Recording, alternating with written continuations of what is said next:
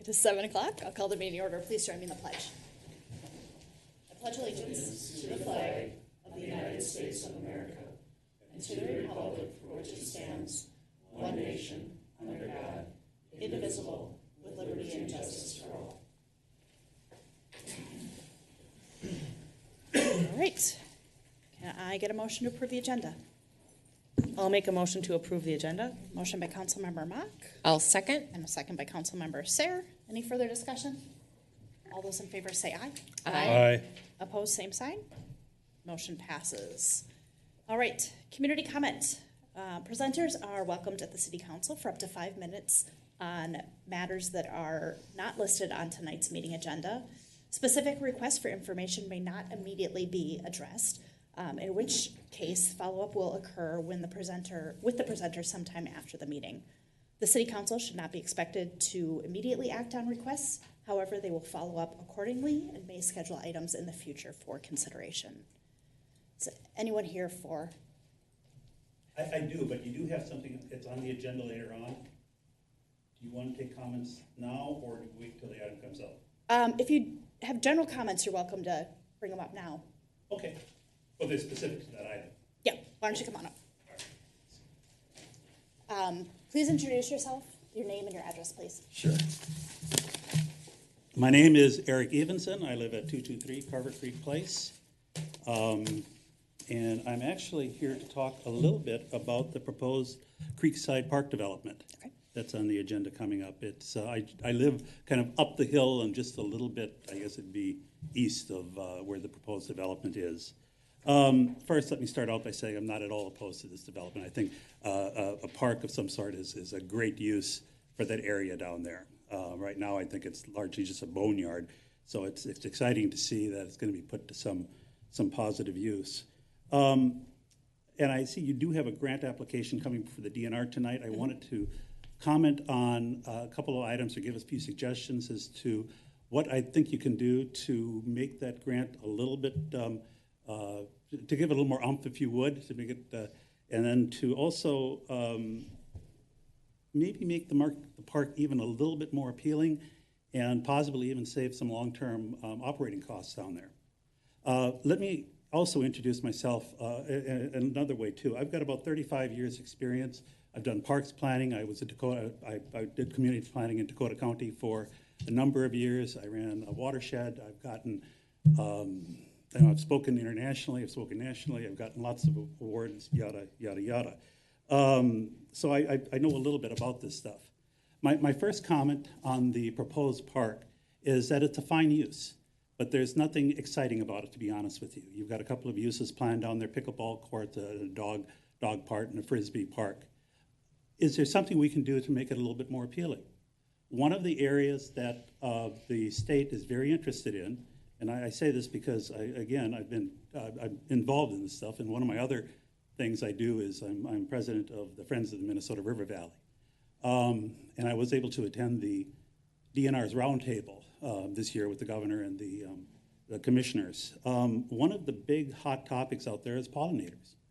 We have a problem in this country. We're losing our pollinator population, largely because of our agricultural practices, our gardening practices, and because of the loss of habitat. So why don't we use this opportunity, and rather than putting in bluegrass lawns that are going to take water and maintenance, mowing and such, let's see if we can put in a pollinator mix down there. It'd be very appealing to the DNR right now, and I think would help enhance your opportunities for grant proposals. So some of these undesignated areas, consider turning them into pollinator habitat and feature that in the proposal in your grant application. Another thing, it sounds kind of crazy, but this year is the first year I've actually heard about it. The DNR is actually interested in turtle habitat. Now, I live up the hill, and I get turtles in my yard every year, at least one or two that kind of wander up the hill somehow. And I think that might be an opportunity to look at another way of enhancing your grant application. You know, I think that, you know, I heard you talking a little bit about your comprehensive plan, and I hope that one of the things that you're considering is not how do you adapt our developments to accomplish what we want, but how do we adapt what we want to what the natural what the how the site wants to be naturally. You know, can we gear our developments? Can we work around what nature has provided to complement nature rather than coming in there and changing it all? And I think this is one area that you can actually, you know, do some restoration down there at the same time you're designing this park. Think of other ways to make the park a little bit more interesting.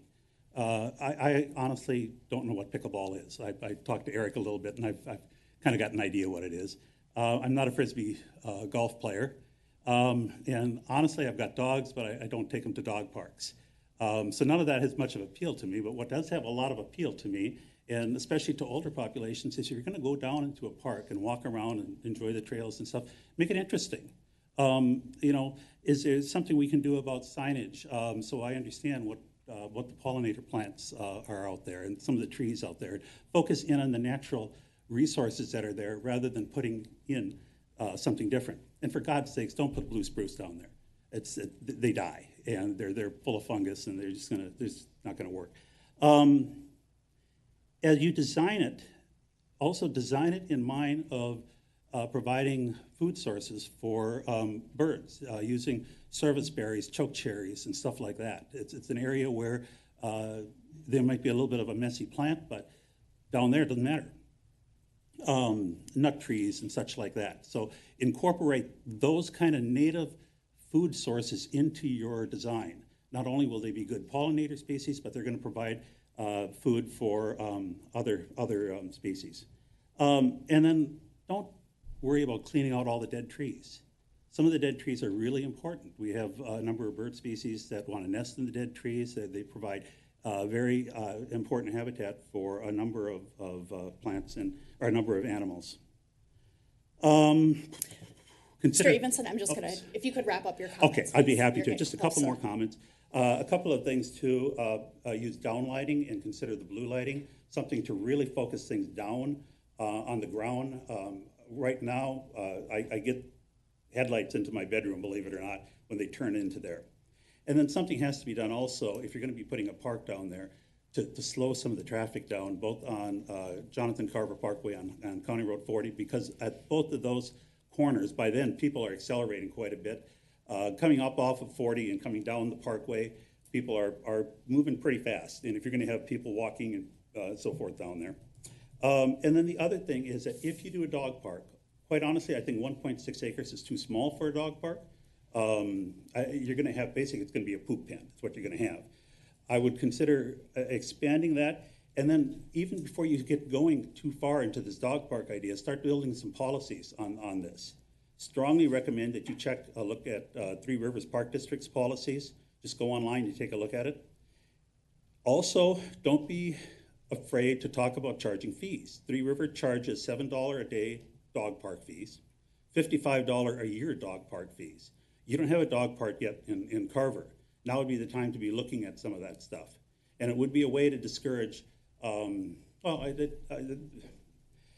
you're gonna have to limit the number of dogs. You're gonna have a 1.6 acre park. You're gonna have to limit the number of dogs eating in there. There might be a better way to control it, as well as a way to discourage people from bringing aggressive dogs or not keeping the dogs under control. So, All right. that's my ideas. Thank you.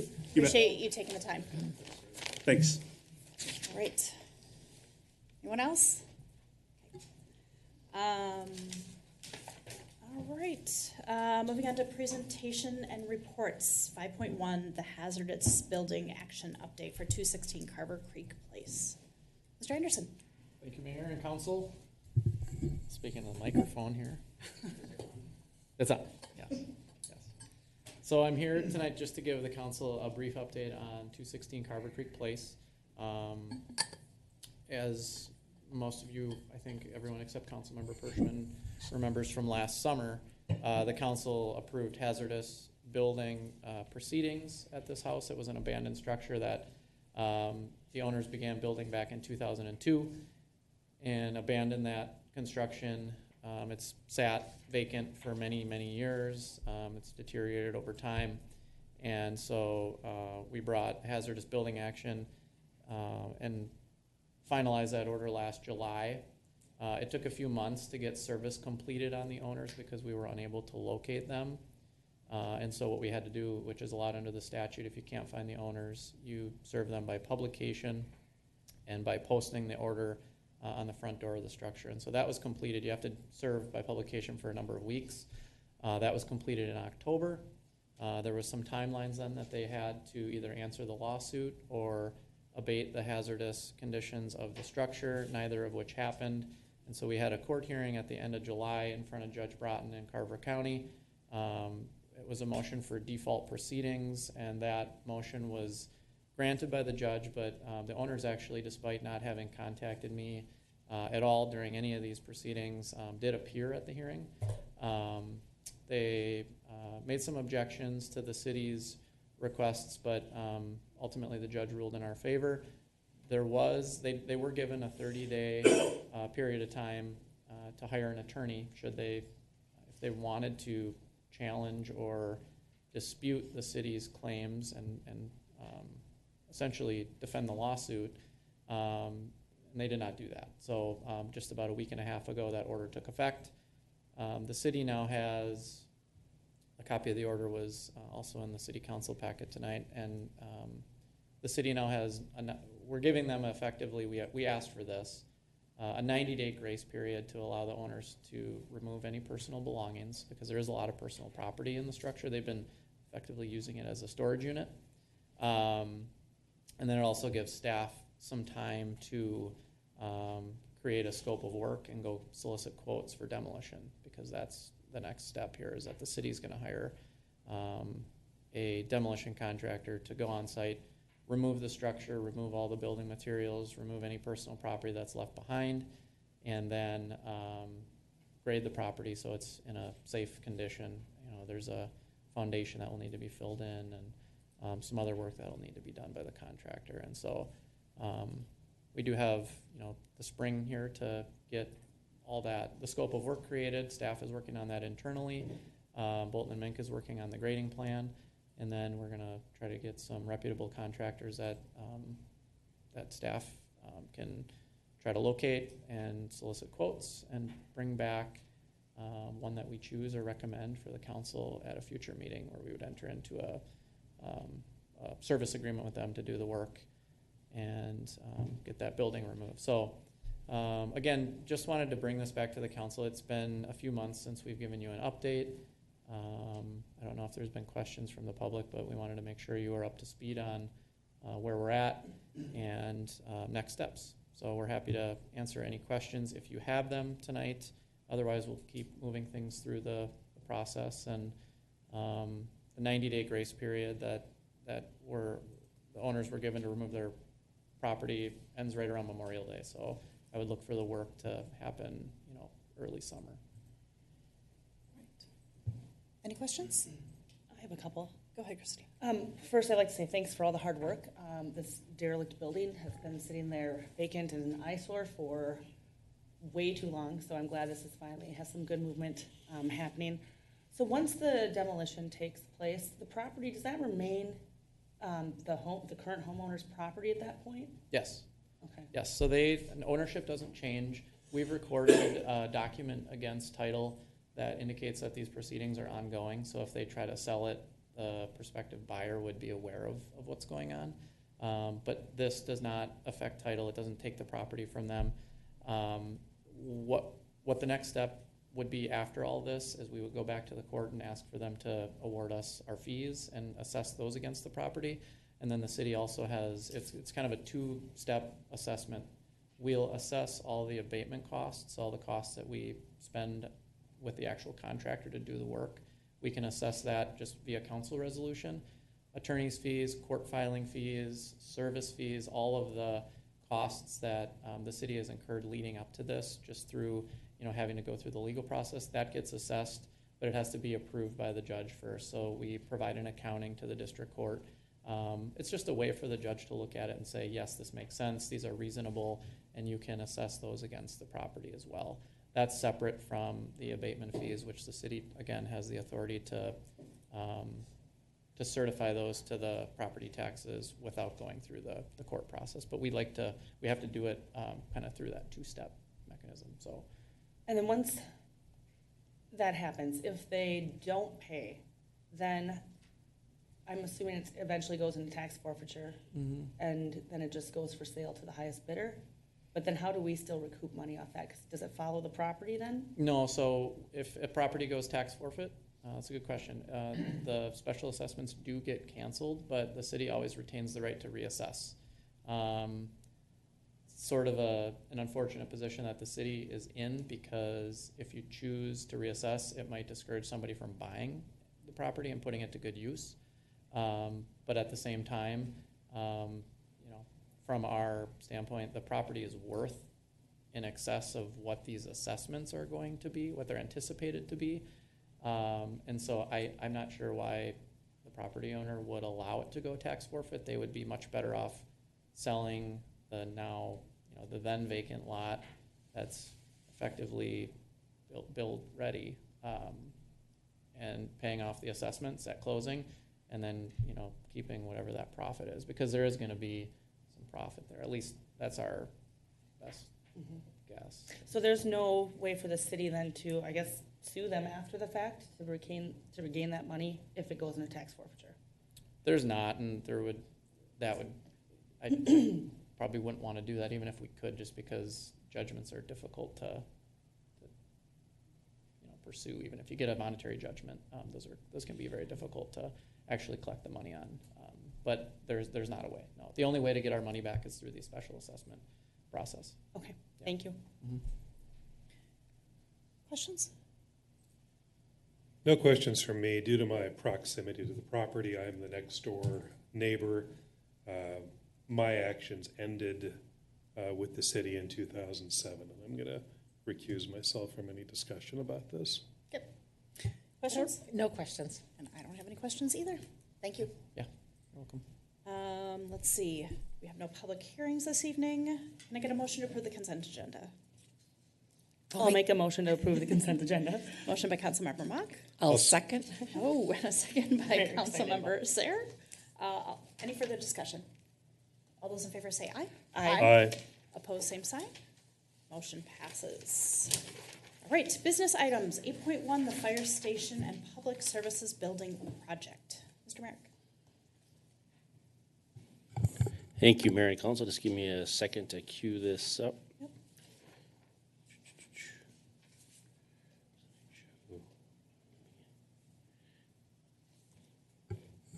So I'm going to go through an expedited kind of version of this, our fire station public services building project. What we're asking the council tonight to consider is approval of an agreement for architectural services from Wold Architects and Engineers. Joel, do you want to come up while I go through this, just so you're a part of the conversation? Familiar face to most of you, Joel Dunning with Wold. Joel kind of led our project team for the construction of the building that we're now sitting in, so happy to have him back for a potential another building project here with the city. So kind of looking at what we originally discussed at our work session back in February, based on project scopes, we're looking at a new space for public services, for storage, the construction of an addition to the fire station for dedicated storage for their turnout gear, and then a maintenance scope, which we've since added to. We have rooftop HVAC units, salt storage facilities, and then also added the possibility or looking at solar and how that could be integrated into the projects. But just going back for a little bit of a history for those that might be watching or might be watching later, back in September of 2020, the city identified a need to kind of look at existing spaces, look at projected growth, develop budgets and exhibits related to space needs. We had done previous space studies with some other firms, but thought there was a need to kind of right-size that and make it practical for kind of current day use. And so with that, in December of 2020, the council set up some objectives for Wold and staff related to a space study. And I'll just kind of briefly go through these. The public services department stores a significant amount of equipment outside. So the study should develop a concept that would facilitate indoor storage opportunities. The department uses several buildings throughout the community, so we should develop a concept that provides an opportunity to store those in a one central location and consolidated for greater efficiencies. A big piece that we kind of went over through the work session tonight, the concept of developing a future park in the downtown at Broadway and Main, and looking at somewhat of an antiquated use of the existing storage building at 117 Broadway. It's the former fire station, been used by the public utilities arm of public services, and now primarily a storage for the entire department. And then looking at some of the recent investment in that area, is that the best use of space in our historic downtown? So identifying placement of space for what's in there or in that building. And then kind of to round out, there have been some studies related to the storage of turnout gear in the apparatus bay for off-gassing and then exposure to diesel exhaust. And so looking for a way to isolate that turnout gear in a controlled climate. We also identified some master plan concepts for the whole site. And then the council really wanted to kind of focus in on using city-owned property to try to hold down costs related to land acquisition that might be related to any of these needs. So just kind of going over our existing site at 801 Jonathan Carver Parkway. The fire station is on the south side of the building. Public Services uses the north side with some central office and shared locations, shared office spaces between the fire station and Public Services Department.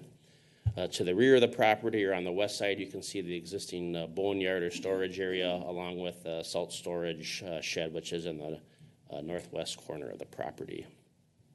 Some interior views of the Public Services side, a view of the existing storage for the turnout gear in the fire station. This is the 117 Broadway space. You can see the storage facility here. We also have, this used to be the original Public Works Department building. This is in Lions Park, so we still use some storage. And I should mention that this existing storage that we have in Public Works and at the water treatment plant, we would still intend to use. It's only the 117 Broadway piece that eventually might be removed. We also have some storage at the water tower 2, which is near Mills Fleet Farm, or Fleet Farm, as you will. So we had some space study findings, and this is where we'll get into some of the specifics. So scope 1 is the 9,600 square foot building. And again, these are just kind of concepts. As you can see, it's basically a rectangle showing kind of that size dimensions. And that's kind of really the significant step that we're asking the council to help us move forward with, is taking this concept and making it into a real thing, coming up and kind of tightening up those cost estimates and making it into something that our Public Services team, our fire department team has some real input on how they're designed, and using professional services from Wool to do that. And then you can see on the south side of the fire station, the locker area that would be designated for the turnout gear. We also went into some scopes related to maintenance. Wanted to look at the idea of looking at the roof on the existing building at 801 Jonathan Carver Parkway, as well as the rooftop heating and rooftop HVAC units on that building, the existing salt storage facility, and then solar. So kind of a real quick summary version of kind of what we've talked about. Lynn Schutte, the finance director, went over some kind of high-level financial impacts that we could be expecting. But really, kind of our goal in this next phase of the project is to get Wold off and running with our staff design team, kind of bring those projects into kind of real life, if you will, so that we can arrive probably towards the end of summer with some redefined concepts, costs, bring that back to the council, and then really jump in head first on some engagement with the community on what this project would look like, scheduling, timing, and so on and so forth. So we have Chad is here with Public Services. Joel is here if you have any questions related to how the architectural process might run, and if there is any kind of guiding principles the City Council would like to share as we consider taking this next step. I'm happy to answer any questions related to this project. I know this was a kind of a real quick summary, but you've heard this presentation a couple of times, so I just want to make the best use of your time. So if there's something you want me to dig into a little bit more, happy to do that. Thank you. Thanks, Brent. The only thing that I just wanted to triple check on is we have a line item in our 2023 budget for this work, correct? Correct. Well, it's not a line item in our 2023 budget. We plan for it. What we plan on doing is doing an interfund loan and then paying back the cost of architectural services through our project bonding funds that we get at some point. Okay, But we've planned for it. It's just not a line item in the general fund budget. got it. Okay, that's what I meant. Yep. Okay, thank you. All right, questions, comments? Lori, you want to go first? I don't have any questions because we have seen the presentation a few times. And just as far as like guiding principles, I guess I'd be curious to hear what the council has to offer. Because, I'm not really sure what you would be looking for. Sure. Joe, would you mind just kind of Yeah. high-level summary of what schematic and design development means, so that might maybe spur some ideas related to this? Sure, absolutely. Thanks for having me here this evening. It's good to be back. I love coming to be in rooms that I helped be a part of constructing and designing. So, schematic design, we have some early concepts developed of size of the buildings. It's been close to 2 years since we did some of the initial space planning, though. And so schematic design would go back, work with the public services and the fire department to confirm the space needs, make sure that it's still the same size building, and then work to try and, if it changes, try and get back onto the scope and so on, stay on budget. Figuring out how the buildings will actually connect, especially the fire department addition at the south end, how utilities will connect to it, laying out some equipment. I think that some of the guiding principles that I might look at would be, or look for input is, if there's certain guardrails that the council has for what types of materials or what sort of aesthetics might be appropriate for the buildings. I think that we were, originally looking at some very cost-effective utilitarian structures, and so if there's any, high-level objectives, certainly the impetus for the fire station addition is safety for firefighters. So I imagine as we work with the core planning group, that's probably going to rise to the level that's one of the things we want to keep in mind. So I'm not sure if there are any other examples, or by the time design development's done, we'll pretty much have all the information done, the designs of the building mostly done, and it just won't be translated into the construction documents and specifications that are used to build. So. Thank you. Do you have anything to add after hearing that? No, that was helpful, just especially because I definitely would want it to be cost effective. All right. Eric? The only question I have related to cost effective, are we taking any, in that decision-making process, are we reducing building life? Could we have a roof that lasts 10 years longer or 15 years longer if we chose to direct more money towards that construction technique or material? How do we make that compromise in lifespan versus cost? That's a great question. I think through the design process, our team will present various options to the city, and whether it's the core group that vets that, or whether it comes back to council for a decision, it'll be something that'll be presented, and it's roof material, it's the exterior wall construction of the storage building for public services, even the quality level of the air handling units that we'll look at on the rooftop. So that's something that's part of our normal design process to kind of evaluate where the comfort range is and get feedback on it. It's not something that we as a design firm make decisions on unilaterally. It's something we provide information to our clients and let them make an informed decision. Christy? I just have a couple questions. So when I'm looking at where the public services bay is now in the original building, so I know where Chad's office is now. I don't see on here where those office offices intended to be? Are you still gonna be in the front building on the second floor, or? Yeah, the office layout, everything related to the existing building will be unchanged. Okay, okay, The only thing that we're potentially would be touching would be the HVAC at the roof, and then the addition for the fire station. But the configuration of the offices, break room, what you're seeing here is a representation of somewhat of the potential master plan at some point in the future. And I think I have that, show that here at some point. And, you know, when this master plan would be implemented, as it says, undetermined year. And as we all know, 10 years can seem like a lifetime. So that, you know, at the point where the city, whether it's 10 years or 15 years, would want to pursue that, there would likely need to be a process to confirm that those are the same needs that we thought we needed, you know, back in 2020, which seems kind of odd to say. But fair point, yeah. So the configurations of the interior circulation of the building and its core uses will not change, other than the building addition for the turnout gear. okay. And then we're on the slide that I was gonna ask to see next. Anyway, so if we're looking at the full build out there, I know that we have, whether it's man-made or not, we have a retention pond that is right next to it. Where is this supposed to go? Because we are fully landlocked at this point.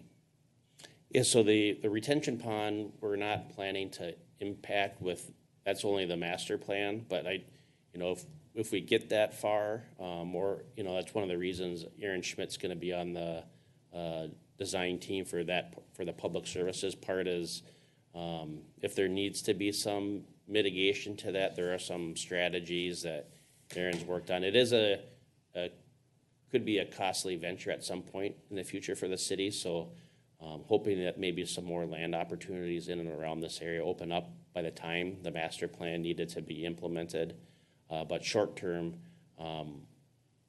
we'd be looking for ways to try to avoid impacts, because the benefits to the building would probably be outweighed by the cost to mitigate that pond, just because of there's just not a lot of space. But we have a pretty, I think, diverse group from a professional kind of background on that team. With Lynn is on that group, Aaron, Nick, I think, is with that team. So along with the public services team. So there'll be a lot of smart people working on trying to kind of configure that with the hope of trying to avoid that pond.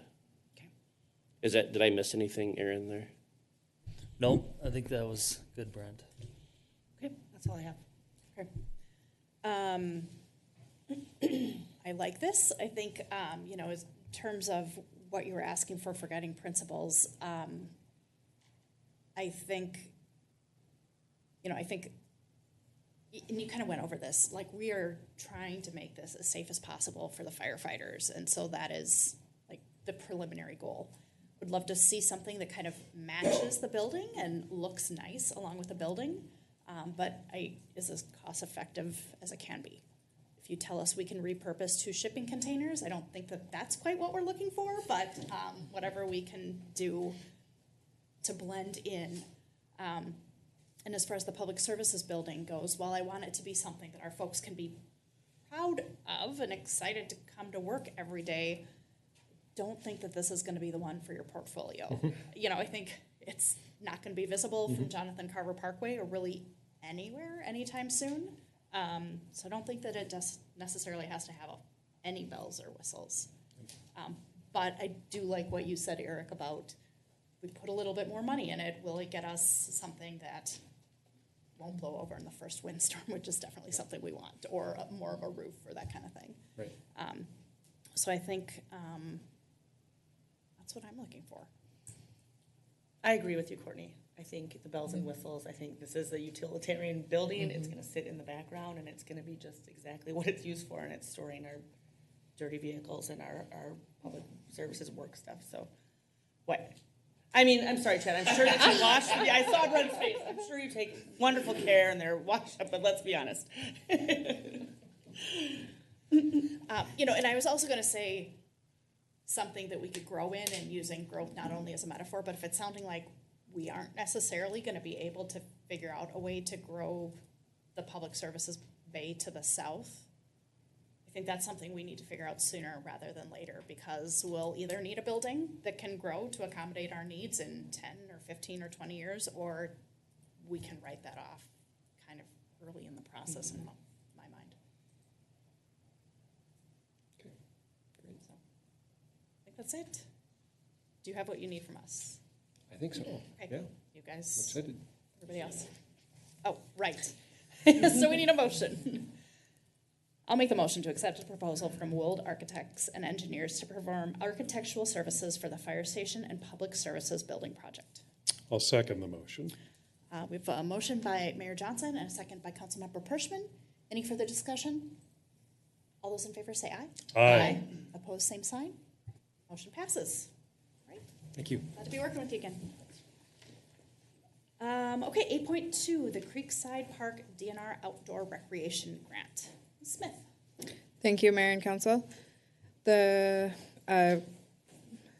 item on the agenda tonight is approving an application to the outdoor rec agreement, the outdoor rec grant to the DNR. So I'm just going to give a little bit of context as to what we're talking about, and then we'll talk through some details about that grant that we've learned since our last meeting that we talked about this on February 6th. So some location where we're located for the project, we're at the corner of Jonathan Carver Parkway and I can't say County Road 40 anymore, Main Street West. So currently being used as public services storage. So the bottom photo is existing conditions on a much warmer day, showing the site with a gravel drive, fence, largely a space that is unused but primarily used just for outdoor storage, with some open space that we are looking to convert into Creekside Park. So a better shot at the storage of the space, thinking about how the Creekside concept plays into that. So something that I want to preface the concept is that this is a really high-level piece of information that we're sharing. So through the process, we've been asked some specific questions that dial into some details, like some of the questions that were brought up during community comment, thinking about the species of trees. Great thoughts, something that we're not at that point yet, but definitely something we can consider as we start to learn more about the site, learn more about the process, and if we get funded by the DNR. So this project, the construction of it is dependent on funding for the DNR, so should we not be awarded grant dollars, construction of this park will not be contemplated unless given direction by the City Council. So just making that clear that, again, moving forward with the grant is important to see if we can secure funding for it. So Creekside Park, we're looking at the things in yellow for phase 1. So it's the dog park, pickleball, some infrastructure, so things like the parking lot, et cetera. Something that's required as part of the process for the DNR outdoor grant with some public feedback, which we'll talk about quite a bit in the next upcoming slides.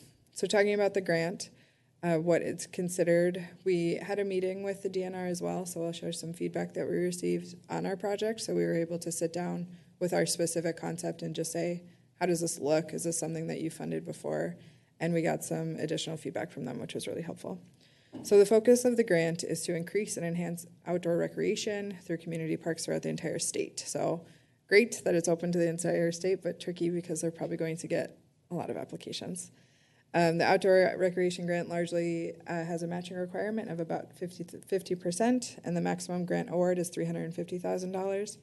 Something that we learned in our conversation with the DNR is that you aren't penalized for asking for $350,000. They don't consider that as part of a determiner. So going in for $350,000 is not any more or any less good, bad, indifferent to the DNR. So moving forward with the grant, max, I know can sometimes feel a little bit shaky that if we ask for all of it, we might not get it, but we were assured that that isn't something that they consider as part of our application. So we learned also at the meeting that they typically receive 70 to 80 applications, and the funding rate is about 30 to 35% of those 70 to 80 applications. They stress that a majority of the projects that are funded enter in during the early application period, which closes at the end of the week. So the resolution that's in the packet tonight essentially allows staff to apply for that grant going in for the early period to get some feedback.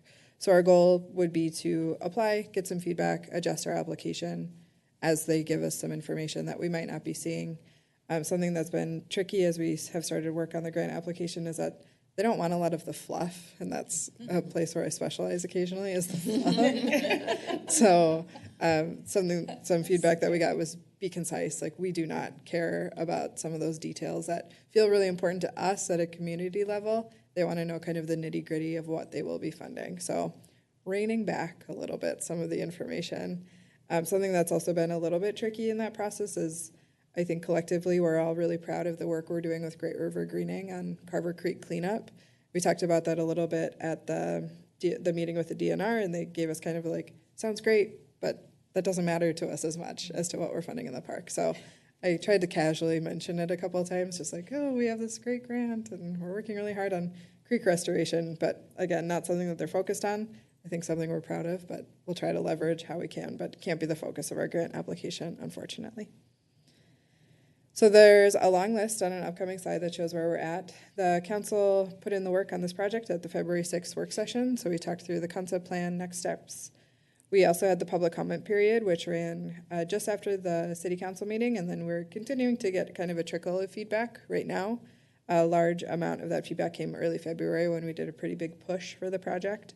Tonight we're at the point where we're looking for the resolution to move forward with the authorization to apply for the grant. So talking a little bit about the public comments that we received, we posted the concept plan of Creekside to the city website, social media sites, the city council rundowns, and the city newsletter. We received over 75 comments, which, if nothing else, I think that's a great exercise in public participation. So thank you everyone who participated in the process. I think we learned quite a few lessons through the comments that we received. One of the big ones was orientation of the site. I think a lot of people struggled to orient themselves as to where it was location-wise. So thinking about where it is in relation to their property, neighbor's property, et cetera.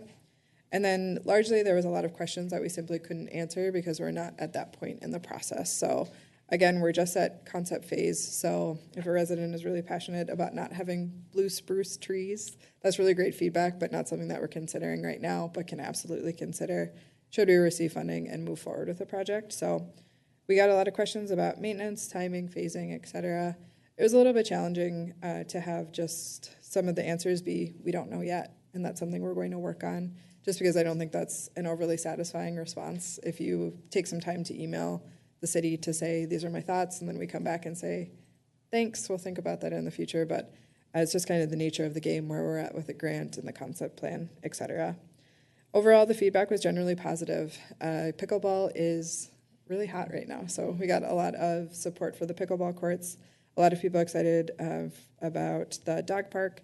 I personally learned to never say frisbee golf. It should be disc golf only. So I learned some good lessons, which was, I chuckled a couple times, but like, oof, kind of felt a little out of my league saying frisbee golf, I guess. So disc golf. So although that's phase 2, we got some feedback on some other parts of the project as well for Creekside.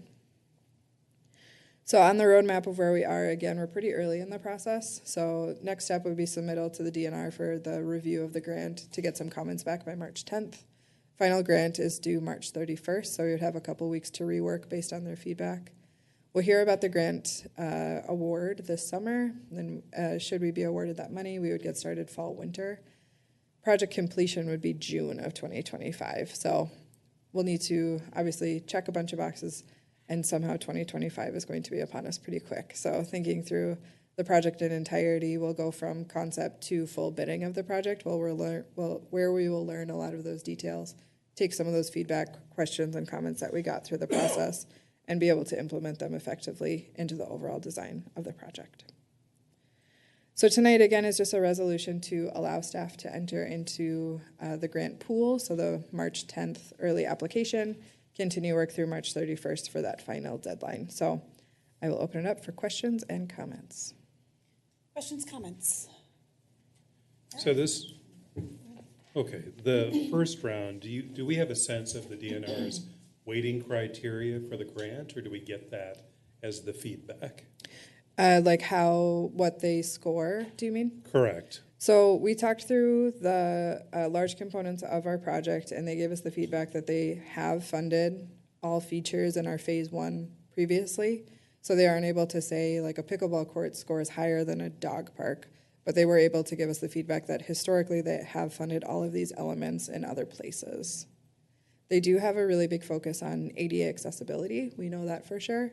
So we're working really hard to make sure that all areas of the park are accessible. Like a piece of feedback that Jonathan Nelson and I were on the call with the DNR that we hadn't considered is that the future pickleball court, you would need to access the second court by going through the first court for ADA accessibility.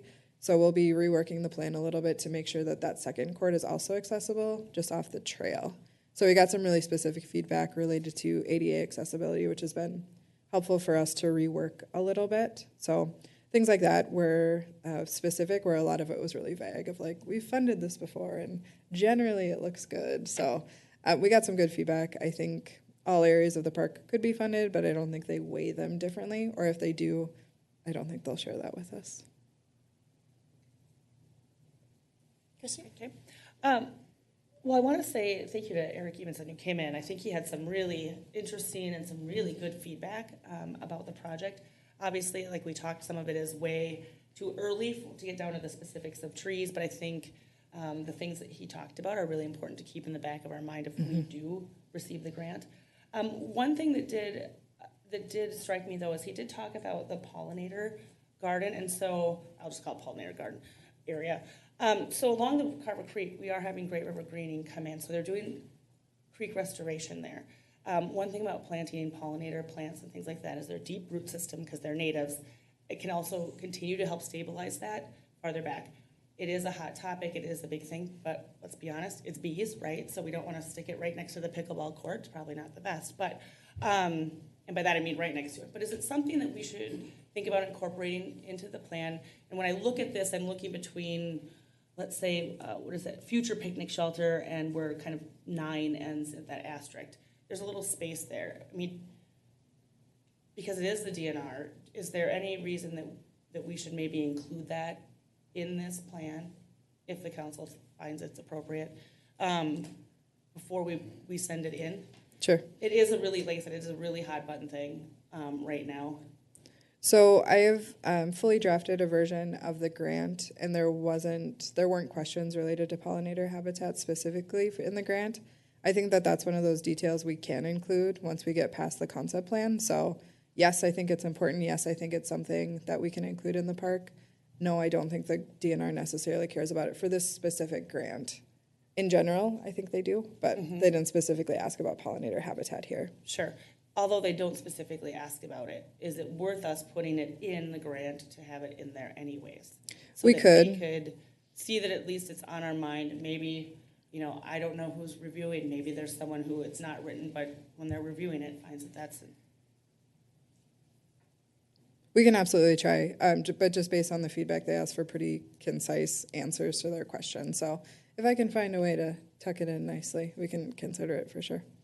okay. I don't want to hurt us by overly with Well, and too many details, but That's the beauty of applying by the 10th, is that they'll look at it and they can come back and say, great idea, we don't care about that part, take it out. So okay. So if we put the pollinator piece in, they can say we don't care about it.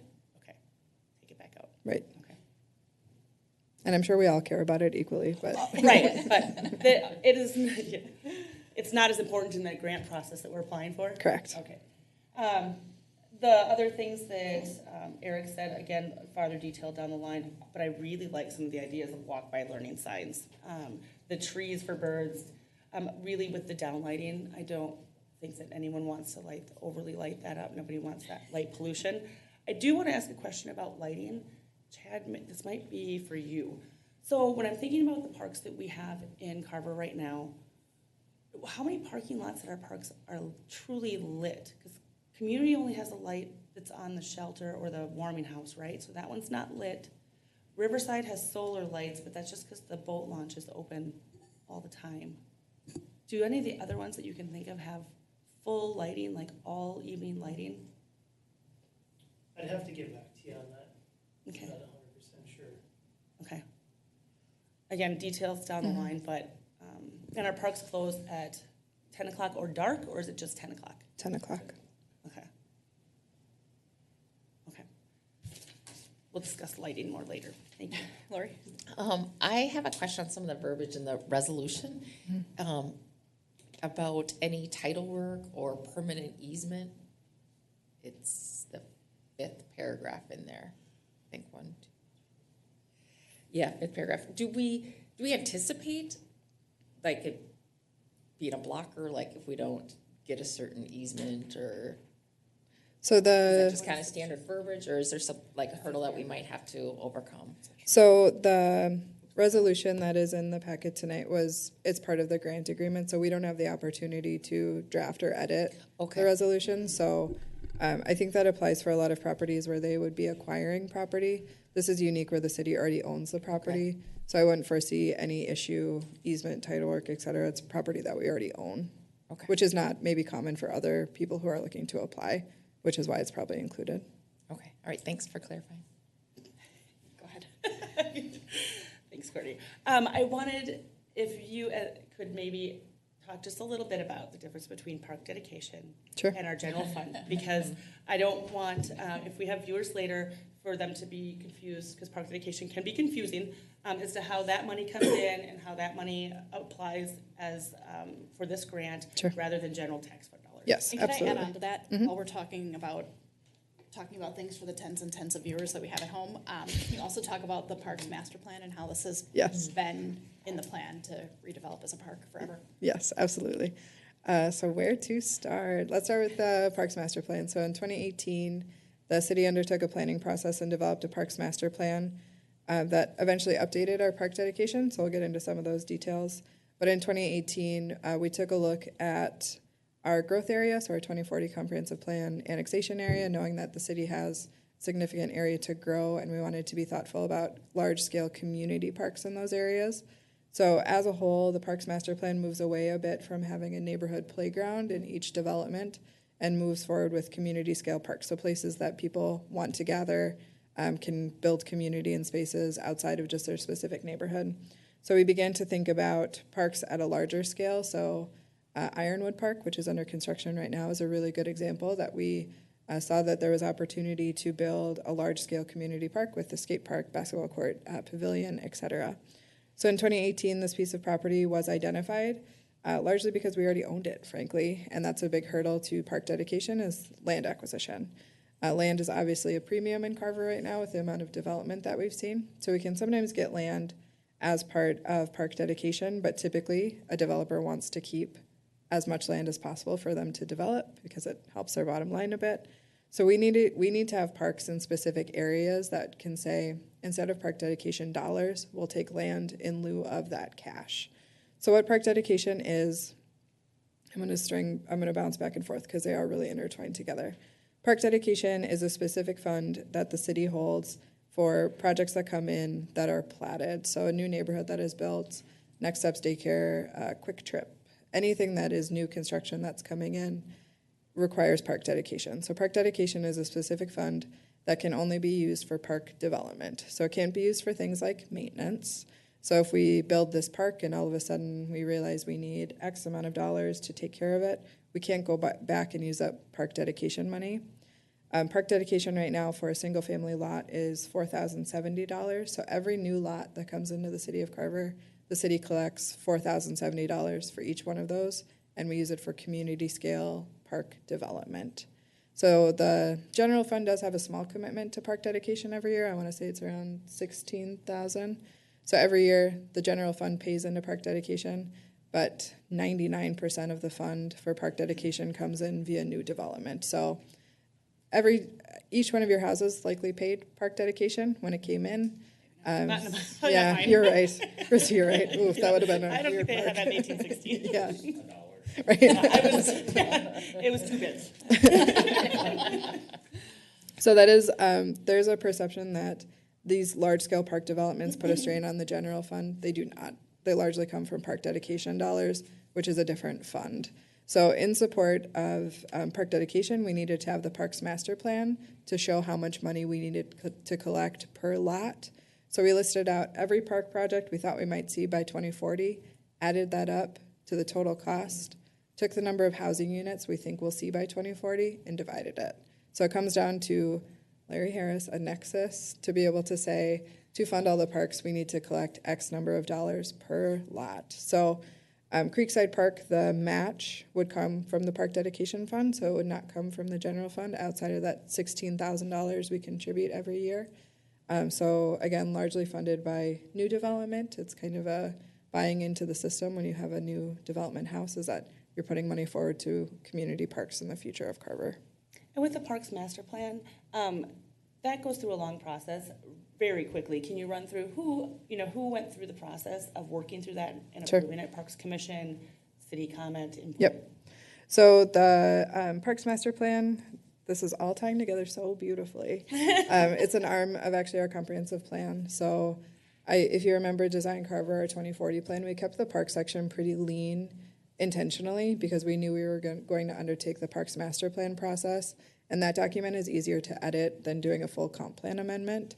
So the 2018 Parks Master Plan, we have a little bit more flexibility that we can go in and touch that document a little bit easier without going through the Met Council process of a comprehensive plan amendment. So it ties into our comprehensive plan. The plan was worked on by the Parks Commission, the Planning Commission, and City Council. I remember I did a Survey Monkey, and we got like 360 responses on the park section, and I remember we all were like, what, 360? On a Survey Monkey. It was a celebratory day in City Hall, which is, I realize, a niche community would be excited about that, and it is us. But we got really significant feedback in the Parks Master Plan. It was a long process, but all of the boards, so again, Parks Commission, Planning Commission, and City Council provided feedback along with that survey, and then we additionally held some open houses as well. Thank you. Yeah. Just one add on it, and it's probably counterintuitive to think of it this way, but for a long time, leading up to the development of Ironwood Park, there wasn't a lot of funds spent out of park dedication, and so we were approaching nearly $2 million. And so there's frankly a downside to collecting all these fees from new development and then letting that park money in. And so I think if you're kind of outside City Hall and don't work with this every day, the idea of saying we need to spend this money that the city has doesn't really register because you kind of place it in a certain category and the connection with your own property taxes. But the money is collected for parks, and it should be spent so that we can demonstrate to the people that are paying it that it's being used for that purpose. And if we just continue to hold on to it and don't show park improvements, we run the risk of kind of opening ourselves up to saying, well, you're collecting this money, but you're not spending it on any park projects. So just a little add-on to Aaron's comments. So again, I just want to reiterate, the match requirement, should we be successful for this grant agreement, would come from park dedication only. I'm finished, yes, thank you. Do you have something else? No. Okay. I don't think I have any other questions. I think kind of to what Christy was saying, the feedback that we got, not only from Eric this evening, but also the dozens of people who emailed you. There's a lot of stuff that's kind of the more minute details that can be worked into the process. Moving the splash pad down here is not one of them, but kind of more of the detail category type stuff, or the, I'm worried about lights, which I think is something that Eric mentioned is something that we can definitely work in and will be part of the public comment period, or the public engagement portion of this later on. So thank you for your work on doing that. With that, I would entertain a motion. All right. Oh, gosh. I'll make a motion to adopt Resolution 111-23, authorizing application to the Department of Natural Resources Outdoor Heritage Grant for Creekside Park. Great, we've got a motion by Councilmember Pershman I'll second. and a second by Councilmember Sayre. Any further discussion? All those in favor say aye. Aye. Aye. Opposed, same sign. Motion passes. Right, thank you. Okay, 8.3, the 2023 Utility Improvements Project. Mr. Schmidt. Good evening, Mayor and Council. Tonight I'm presenting on the 2023 utility project. We have prepared plans and specifications, and the action tonight for council would be to approve the plans and specs and order advertisement for bids. So that's the council action for tonight, should you choose. I'll just give a brief recap of what the project all entails again. I did a full presentation at the work session in January, so That was in the council packet, but I'll just give a brief summary of the scope of the project, go through schedule, the financials, and then we'll have some discussion. So this was a project that was built into the 2023 CIP. Something that Chad and I have worked through here this winter. There's three main project components. Number one is at the well 5 and 6 site.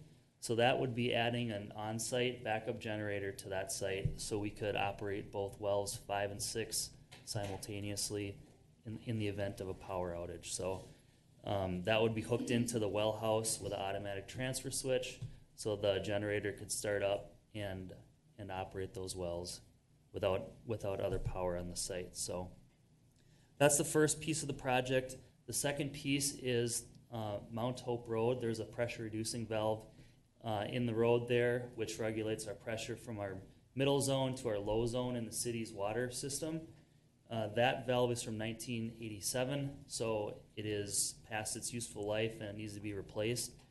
And so we'd be doing that with the project. There's a manhole in the street. We'd be replacing all the internal components inside the manhole, leaving the manhole in place, but the piping and the pressure reducing valve itself would be replaced inside of the manhole. Lastly, we are going to be adding a blow-off valve on the dead-end water main that's in the Highland Drive area. That's an area in our system that has static pressures that are already at about 105 psi. So we have some water hammer issues in that part of the system.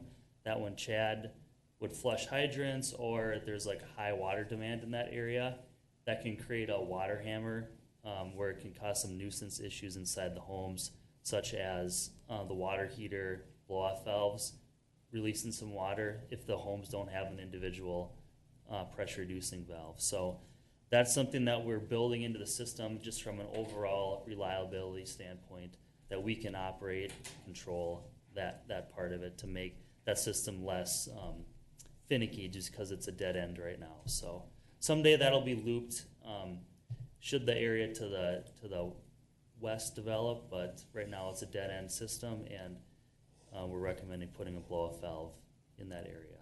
So that's the scope in a nutshell. As far as the budget goes, so the CIP had $440,000 built into the budget for 2023. When we were originally scoping the project, when I presented it the first time at the work session, we were at about 446. And where we're at tonight, I'm at about 470,000 is where we're estimating the project. Kind of the big pieces of why it's gotten a little more expensive, or what I'm thinking could be a little more expensive, is just the price of the electrical work that we're trying to do with the project at the well 5 and 6 site, the price of just the generator itself, and then some of the things that we're building in to Mount Hope Road. Ultimately, we want to get that PRV hooked up to SCADA someday, so we want to get the conduits and stuff stubbed out of the street today, so it's easier to hook up in the future, so we don't have to dig up the road again. So just some of those little pieces kind of just added up to a little bit more. So as I said, we're about 30,000 over what I'm projecting right now. We'll see where the bids come in, but that is where we're at today based on my estimates, and based on discussions with Lynn, the water fund does have sufficient fund balance to cover that $30,000 possible increase. But like I said, I'd recommend putting it out to bid and getting the actual bid results, which is hard numbers at that point that we can talk about. Right now, we're just kind of speculating where things could land. So the recommendation I'd make tonight is to move forward with putting it out to bid and seeing what the bidding environment would yield for costs. So any questions? Questions? Go ahead, Christy. When we just talked about Mount Hope Road and not wanting to rip the road up again, is that what you said? So we want to get this in. Yeah, so someday we desire to hook the PRV up to the SCADA system and have electrical in the vault that's in the road. So what we want to do now is have conduits that are coming out of the vault and get it behind the curb. So we don't have to go dig up the road in a couple of years when we do have the funds available to hook it up to our SCADA system. So we're trying to just build some of those things into it now so we don't have to do it later. Okay, so Mount Hope is on our pavement management plan to be redone in what year? 26 or 7, I believe it is. Okay. It's just a mill and overlay, okay. I think it's a reclamation right now. What I'm asking is. But it's not an excavation, we're not Yeah. digging. Okay. Yep. What I'm asking is there any cost savings to waiting to do that piece of it to when we're doing Mount Hope Road? So that's being done at the same time? That's a good question. We're actually hoping to get it hooked up to SCADA before 2026. We're working on our 24 budgets and stuff now. We're starting to think about that. And one thing we're looking at in 2024 is to do the well 1 and 3 electrical and SCADA improvements, which is right by this site. So we're actually hoping to try to build that in the very near term, like in the next 1 or 2 years. Yeah. Chad or Aaron, could you just, for the council to share what the benefits are to connecting a PRV to the SCADA system so they can understand why you might want it to happen a little sooner? Sure. You want me to take it? Yeah. So one thing, so with having our system hooked up to SCADA, we have the high elevation already determined with the water treatment plant in Tower 2, so we can monitor the pressures in the high zone very easily. We can see it on SCADA. So anybody that's on the public services team can view that from their phone or iPad, anywhere really. The problem is right now we don't have a way to monitor the pressures going from the intermediate or the middle zone into the low zone. So if we have an issue in our system, we really don't know. We won't get an alarm right now. Someone would have to call and say, I have high pressure, something's happening. So we're very, very reactive right now with that. Whereas if we're hooked up to SCADA, we'll be able to get that instant alarm that'll tell us we have a problem. We have to go figure out what's going on. So. All right, so if we have a problem like we did the last time with the high pressure, we're gonna know about it because SCADA's gonna let us, that system's gonna let us know immediately rather than, again, being reactive as that went down. Correct. Yep. I don't know, Chad, Vicki has a microphone. I don't know if you have anything to say. As the Public Works Director or Services Director, I'd like to hear if you have anything. Yeah, Aaron is 100% accurate. We're trying to be able to monitor, the infrastructure, from our homes. So we'd have access to that information 24 hours a day. We can set parameters. So if, let's say, at the Mount Hope PRV, that pressure is supposed to be between 100 and 105. We could set parameters that it would alarm at 108 or 110. So just giving us feedback to be able to respond a lot quicker. Okay, and then no matter what happens once you get that alarm, that's staff has to come in, or do you have capabilities to do certain things over? We can monitor and change things remotely from our computers at home. So not every single scenario means immediately drive in. Okay, thank you. Anything from you, Eric? No, nothing from me, and that's that's because we had a pretty comprehensive engineering review at a work session. So, thank you. All right. No questions. I don't think I have any additional questions or comments either, other than to thank Aaron for not referring to the PRV that was put in 1987 as being really old, as he did when we talked about this during the work session. So, Learning. thank you, appreciate you excluding that from your presentation. Yep. With that, I would entertain a motion. I'll make a motion to approve plans and specifications and order advertisement for bids for the 2023 Utility Improvements Project. Motion by Councilmember Mock, I'll second. a second by Councilmember Sayer. Any further discussion? All those in favor say aye. Aye. Opposed, same sign. Motion passes. Thank you. 8.4, the private infrastructure policy. Mr. Merrick. Thank you, Mayor and Council. So this is something we don't talk a lot about, but the city has a number of examples of private infrastructure in the community. I've listed them on the slide here. We've also reviewed them at your February 21st work session. So examples would be the streets and infrastructure in the River Bluffs neighborhood. You can also see Lano Lane in the picture. Under a variety of circumstances, a developer might choose to install private infrastructure. For playgrounds, it might just be for the benefit of that neighborhood. In cases of streets, sometimes that'll help promote density and keeping housing pricing down to create some affordability within the neighborhood. Typically, or in almost all cases, that infrastructure is linked or maintained by a private HOA or homeowners association. And so they have maintenance and they put aside money to maintain that over the years.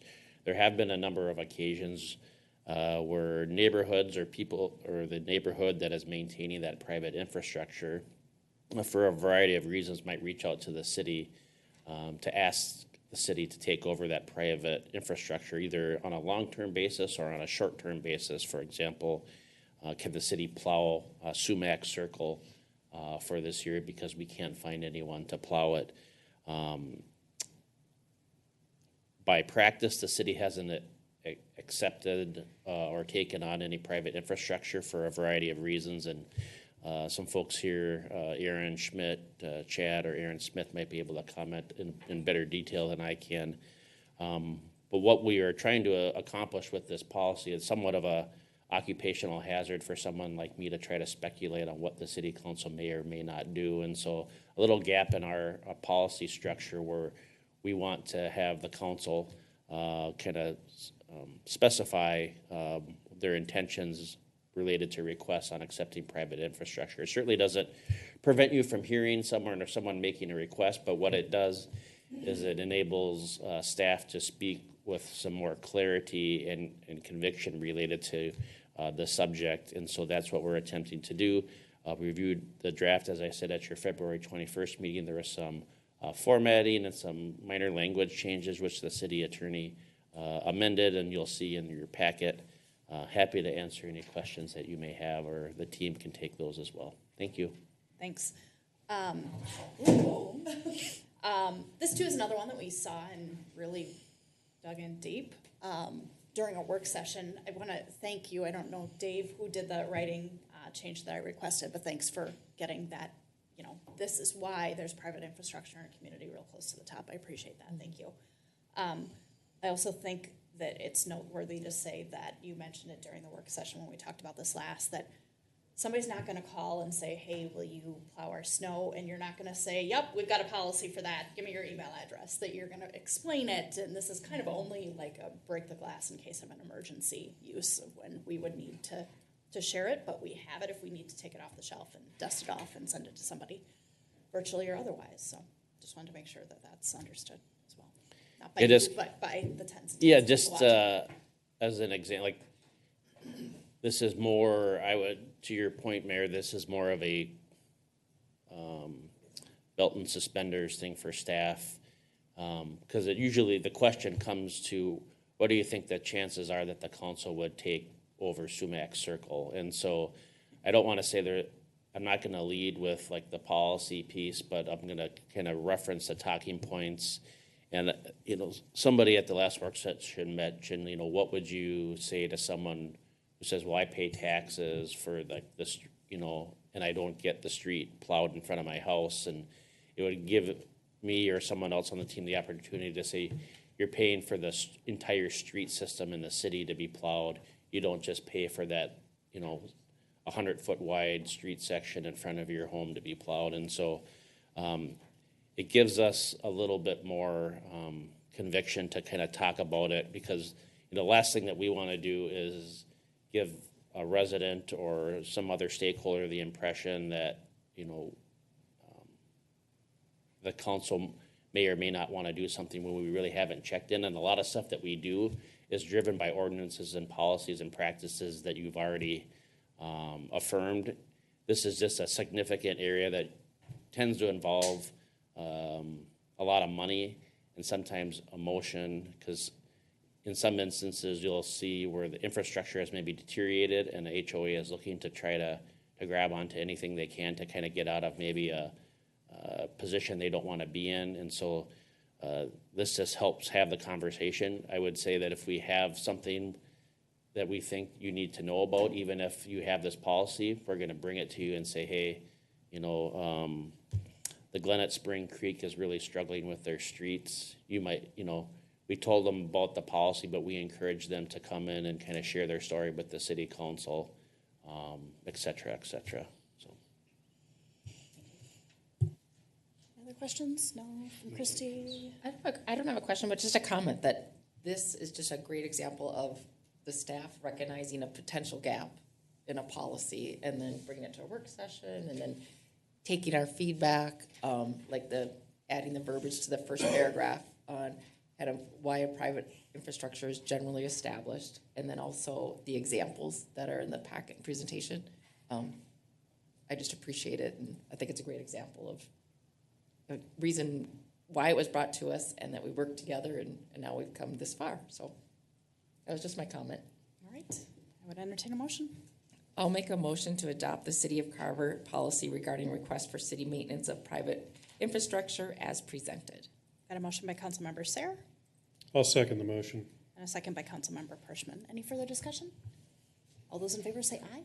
Aye. Opposed, same sign. Motion passes. All right. All right, 8.5, commission appointments. Ms. Hans Eiden. Can I, excuse me, Mayor, can I Yes. jump in for a second? So, as you're all aware, Councilmember McKnight is not available to attend tonight's meeting. And I explained to her that she can't vote on it, but she did share her opinions. Is this the proper way for me to share that, City Attorney Dave? Sure, I think it's fine to just make them aware of it. Sure. So I placed copies, but just so that it's kind of on the record, Councilmember McKnight is recommending appointing Jill Finney and Sandra Kelly as full board members and Judy Grosh as an alternate. Is recommending Reed Welch and Phil Schlechter be appointed as full members and Mary Nelson as an alternate. Brent, I think she said Phil as a first alternate. Did I read that wrong? We have 2 full members available, so that's what I was. Oh. I was. Oh, sorry, thanks. Okay. Yep. Did you want us to just? Yes, can I say just a few Oh, things sure. before you dive in? As you all know, on Monday, February 27th, the City Council did conduct commission interviews for the Heritage Preservation Commission and the Planning Commission. And tonight we are asking you to fill those open positions. We do have 2 openings on the HPC, Heritage Preservation Commission, and 2 on the Planning Commission. And I would also add that if you happen to appoint an alternate to a board member position, the city code outlines the format in which those alternate positions would be filled. So if it gets to that situation, I will walk you through that process.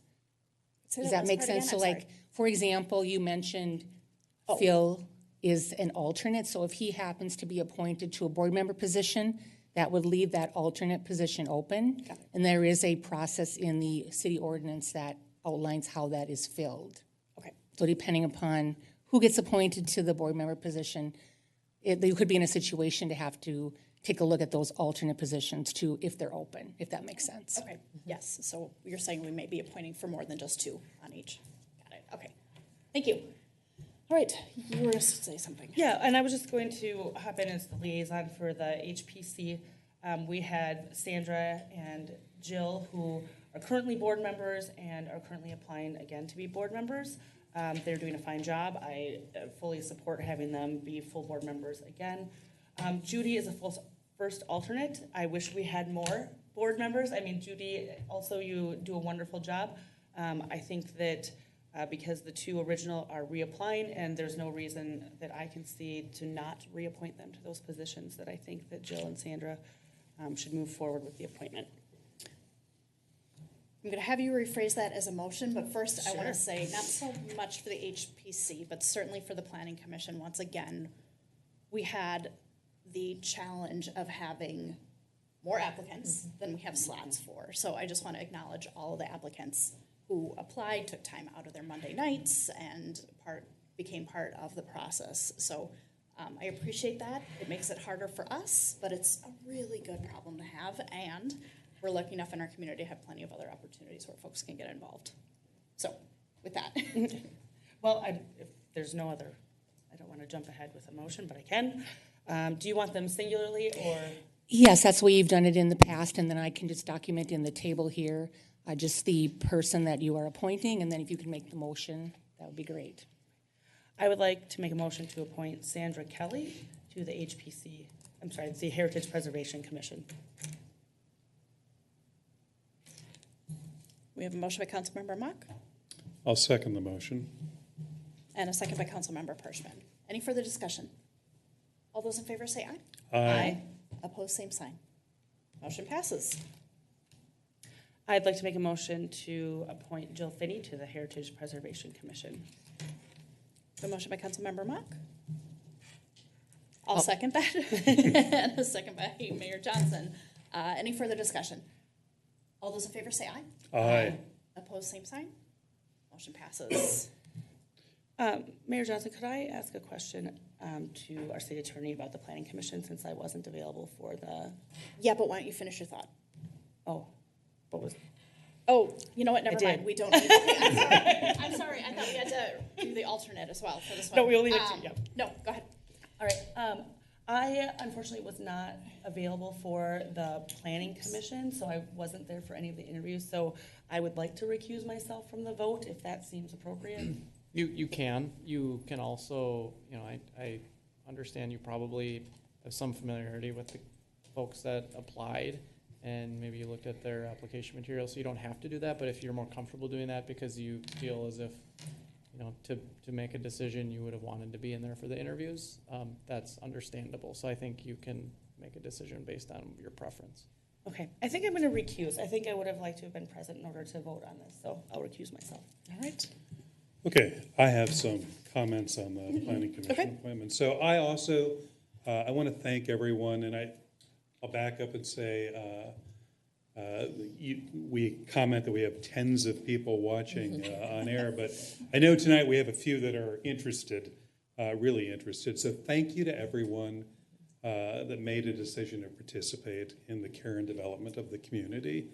As Mayor Johnson said, we're really fortunate to have more applicants than we have openings on the Planning Commission. So if you don't move forward this evening, keep an eye on future opportunities to participate on city boards, councils, and commissions. With consideration of previous experience and the interviewing that we did on February 27th, I'd like to put forward, and I can make this a motion, but we have the moving from an alternate to a full board member. I would suggest Phil Schechter move from first alternate to board member. Daniel Velick move from second alternate to board member. And then for the alternate positions, can I state a recommendation? I think first we would need to have a motion completed Okay. if that was the actual appointment. So Okay. you're saying, So I'll make a motion then to elevate Phil Schechter from first alternate to board member. I'll second that. We have a motion by Councilmember Pershman and a second by Councilmember Sayre, with Councilmember Mock abstaining. Any further discussion? All those in favor say aye. Aye. Opposed, same sign. Motion passes. And then I would make another motion to elevate Daniel Velick from second alternate to board member.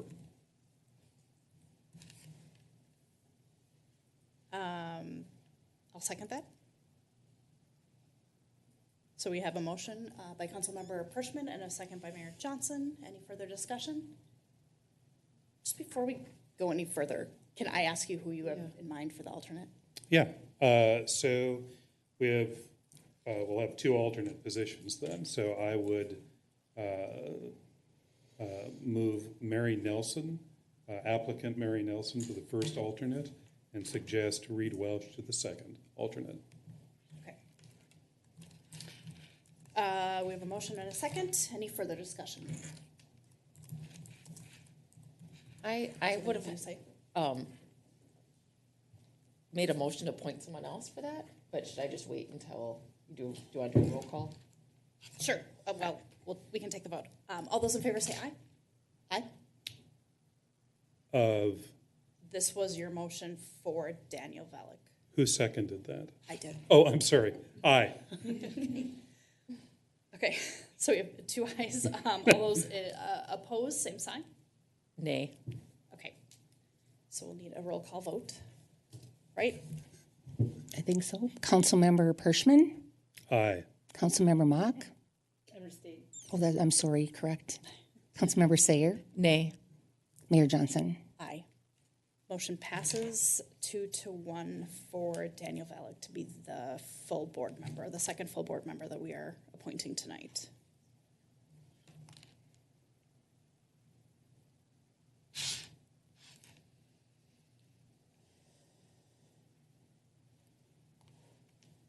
I just have those names typed in because that was mentioned on the alternate, so I'm going to remove them. Okay. So we continue appointing because now we have 2 vacant alternates. Correct. So you have to appoint for each alternate position. Okay. All right, so I'll make a motion then to appoint applicant Mary Nelson to the first alternate position.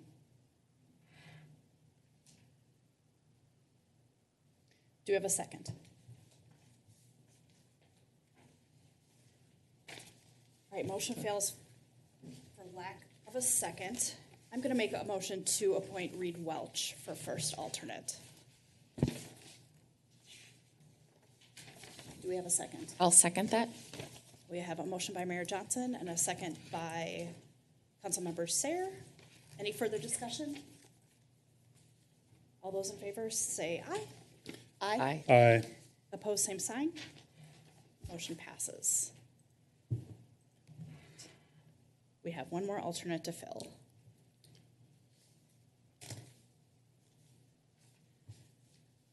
I will make a motion to appoint, Mary Nelson as the second alternate. I'll second. We have a motion by Mayor Johnson and a second by Councilmember Pershman. Any further discussion? All those in favor say aye. Aye. Aye. Opposed, same sign. Motion passes. All right. Again, difficult decision. Appreciate everybody who applied. Moving on to communications. Mr. Mayor. Excuse me, just give me a second to bring up the Zoom here. I got a whole list here, so sorry. Quick, first, wait, we're gonna be here for a second. No, I'm not grabbing. Let's see. Slideshow.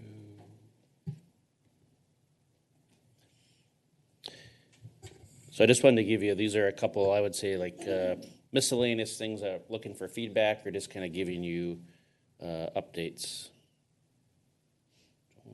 Zoom quit. Okay, here we go. So something I might need you to kind of jump in with this, Chad, but so the city's been contracting for mechanic services, getting these error messages, mechanic services for public services and fire for all of our vehicles for probably 3 to 4 years. The contracted, no, I thought that was going to happen. You're not, oh, okay.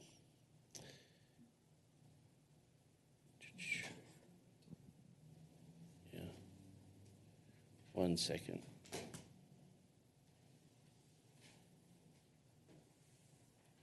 There we go. For fire department and public services, they have shut down their business and it'll be effective at the end of March. And so Chad and. I'm sorry. Can you back up a little bit? I got a little distracted. Oh, sure. With your PowerPoint. Who's closing down business? So the city's been contracting for mechanic services for all our vehicles and equipment for probably 3 or 4 years at this point. The Midwest Services gave the city notice late in February that they're going to stop with providing that service all the way through at the end of March. And so Chad, Paul, Callie, Lynn, and I had met to kind of go over our strategies.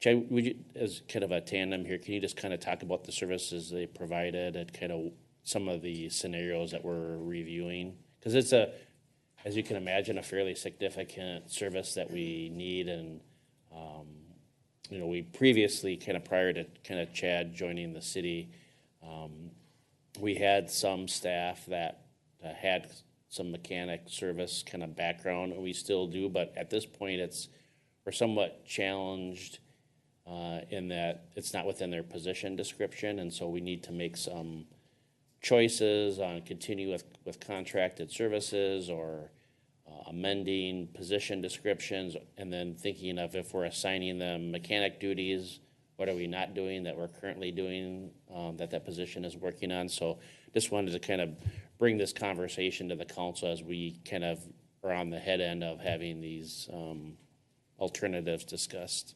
Really quick context. When John Bussey was still here, was he considered mechanic or was it public services and that was something that just fell under? It was, that was prior to us joining the department, so he was Public Works, and he did most of our mechanic work that we did, but we, I would say, sent a lot of it out to, I believe it was Lenzen at the time. Okay. But he wasn't considered just the Correct. mechanic, he wasn't titled as that. So Correct. we have not had that title before. Correct, and Chad can kind of explain kind of the workload for how much Midwest came out, that might provide some additional context for you. So typically, it had always been scheduled for Wednesdays to either have Ben or Anthony come out. Sometimes if we have a lot of equipment that needs to be repaired, it would be both of them. But they handle, it's a mobile service, so these guys bring in a big van with all their tools and diagnostic equipment and can service pretty much anything. So the workload is all scheduled for Wednesday, so if anything's broken down, anything needs attention, all that stuff happens. Our work order system, we have all of, I believe it's 52 pieces of equipment that randomly pop up kind of out of season. So we're not servicing snow blowers in the middle of winter. We're doing, the snow blowers in the summer and the mowers in the winter. So these guys gave me word, I believe it was maybe a week ago Friday, that they will be terminating service at the end of March. And like you said, we have never had a mechanic on staff, so we were just kind of roundtable discussion of our options going forward. That was. One of the pieces I think would be like they're, at least based on what Chad and Paul have conveyed, there isn't like a competitor. If Waste Management went out of business, let's just call Republic. There's not a ready-made service that we know of, but that's part of our investigation and research that Chad and Paul are working on. Is there anybody out there? Would anyone consider it kind of in that vein? Yeah, we've just a quick Google search and making some phone calls. A lot of these people that have a mobile service will only do like an oil change. So you leave your car parked outside, they'll change the filter, change the oil, and that's about it. These guys are really digging into the large trucks, the mowers, various pieces of equipment, and fire trucks. And not anybody has that experience, at least that we've found to date. So some of the scenario, we've talked about, budget priorities for 2024. We've talked about, do any of our, does the county or any of our neighboring cities have a mechanic on staff that we could job share? We talked about the idea of doing some type of request for qualifications or a proposal to maybe there is a certified mechanic that's looking to do, a day a week work and just coming into the Carver shop and using our tools, and we provide all the equipment. It's just unfortunate that, we have to come up with some type of plan in the very near term, and that could mean, just bringing vehicles to whether it's an auto mechanic that's in another community or some other service area that's, in the metro. It's a significant part of what we do, and the timing is unexpected. So because of that, we just wanted to kind of bring that to your attention. We're going to develop as many options, but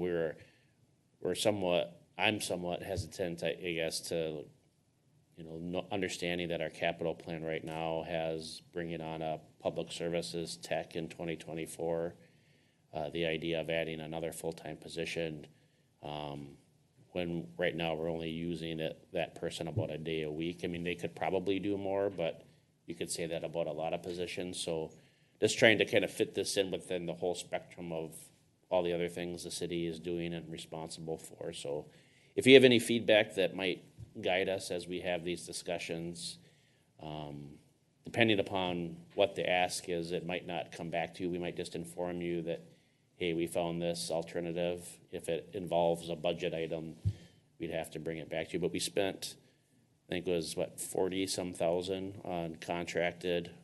46,000 on contracted, mechanic services. So it would be at least another, I would, talking to Lynn and looking at some wages, you're talking probably at least another 40,000 to fund a full-time position. We don't at least have that in the 2023 budget. So It also sounds like a little bit of a unicorn that we're looking for. We'd look for in an applicant, right? Like you need to work on lawnmowers and fire trucks, and right? So, sounds like And go plow snow when we. yeah, it sounds like a really good business model for any one of our tens and tens of people who are listening tonight to come up with and get in line before April 1st. So more to come as we develop that. I would be a little bit interested as to see what some of the surrounding communities who are kind of relative to our size are doing. Obviously, the bigger cities are gonna have that person on staff, but just even if an email comes out to council, just an idea of what they're doing. They have the same problems, right? They have the same issues. Yeah, Lynn actually did that work, and so I can send that to you tomorrow. Okay. She did all of our peer cities and neighboring cities on what they do, and if they do have someone, what they pay them. So it was really well done, so I'll send that out to you. Thank you. And there's no clear, we use ABC mechanic service. No. Another thing that as we started kind of doing the process for kind of taking over County Road 40, wanted to check in on with the council. We had a similar issue, I would say 6 to 7 years ago. Mount Hope Road at one point in the downtown was Lime Street, and then as you got up closer to the water treatment plant at some undesignated location became Mount Hope Road. And as we are talking more and more about County Road 40 and switching it and talking about it in terms of, if you think about it, it's Old Carver Road, it's 4th Street East, it's Broadway, and it's Main Street. And Broadway seems like its own thing, and Main Street seems like its own thing. Just wanted to check in with the council, because if you've ever wanted to make this one road, 4th Street East, into all 4th Street East or all Old Carver Road, now would be the time to do it. I'm not suggesting it, I'm not recommending it, but it is unusual, and that's not necessarily a bad thing, but it is unusual because there isn't there's not really a hard delineation of where Old Carver Road starts and stops and where 4th Street East starts and stops. It's somewhere along that Casey's corner. But as you know, we've talked about kind of maybe potentially reconfiguring that intersection at some point. There are 3 addresses that I'm aware of that have Old Carver Road addresses. It's Casey's, it's the former Carver, the insurance office, and then there's a residence a little closer to the River Bluffs estate. So just wanted to check in to see if the council had a preference. If you don't, we'll leave it the same. We'd have to take action by ordinance to change the name of a road. Being that I live in the downtown, and I live a block away from 4th Street East, this is the historic downtown, so to me, there is some value in keeping these streets named 4th Street, 3rd Street, Main Street. It's part of our history. These streets have been at some point named this. It's been a long time. And I guess when we think of it, we kind of think of it as like this thoroughfare, okay, but that we come through town, but really coming onto Broadway is taking a left onto a entire length of new street. Taking a right is fully taking a different path onto an entirely different road. We're just used to it because the motion of traffic comes on 40 and winds its way and goes out that way. But if you think about it, they're very separated roads besides Old Carver Road. That one just sort of blends into it. Right. So if we were going to make a change, for me, I would rather see, now Old Carver Road is a very pretty name for a road, but being that it connects to our historic downtown and the name that's already been there, I might find it hard to change over to having that all be Old Carver. Yeah, I'm 4th not Street. suggesting it all Yeah. be Old Carver. I'm saying, like, if you wanted to change Old Carver Road to 4th Street East, Right. like, you could do that. If you wanted to, I'm just, Yeah, there's a big solution. I just- I was gonna say, of all the things that keep me up at night, this was This isn't not one of them? and I would say I hate the opposite of you. I like the name Old Carver Road better, but that would be there are way more residences and businesses along that stretch, and I think that would be, I might be the only one in our community who would be in favor of that. So I don't have any issue with continuing to keep it the way that it has been for eons and eons. Anybody Is else this have any causing thoughts? any heartburn somewhere? I would put it in the vein of random thoughts that I have. When you Sorry. can't sleep at night, this is what you come I up just with? wanted to, it's kind of like private, Now's the time. it's like private infrastructure policy. It floated in there, it came out. If you like it, take it. If you don't, throw it on back. I don't want to have to change someone's return address labels, so we'll, Yep. We'll cross it off the list. Long-term financial plan update, just wanted to let you know that we're starting to think about that. May 1st meeting, I believe Lynn is going to do a kickoff. So that kickoff represents basically a representation of the plan that you adopted last year. And then ask of the council to kind of establish some guiding principles or things that you're interested in. One of the things that Lynn is really championing is moving from a 5-year to a 10-year plan. So that'll, we're going to probably be recommending that, but we'll be looking for other feedback from you. And then related to that, kind of the third stool of what the council's been talking about considering for bonding, third leg of the stool for bonding is a capital equipment certificate. And so Lynn and Chad are going to be working on a presentation that incorporates what you've seen in the long-term financial plan related to equipment and a couple of other things. One of the things that we've been talking quite a bit about is snow removal in the downtown. And with this parking lot, the strategies for snow removal might need to be different. And if you've kind of noticed, especially with all the snow that we've gotten, is there a more efficient way and less impactful way to remove snow from the downtown than piles and then coming back later? And so Chad and Paul have been investigating a more kind of industrial-based snow blower where it could be hauled out in trucks in more of a real-time scenario than, after 3 or 4 days. But again, we're going to be kind of bringing those thoughts and associated equipment to you to review and get some feedback on. So it's kind of the first step in that process. Any questions related to that piece?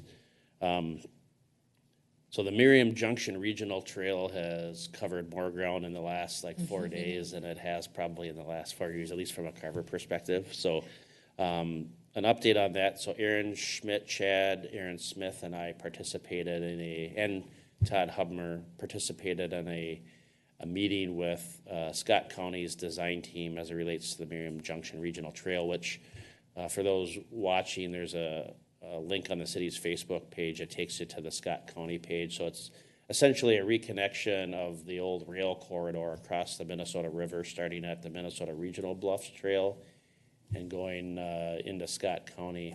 It's I didn't really realize this until we had the meeting, but it's 9 bridges starting from Carver and kind of getting down into Scott County.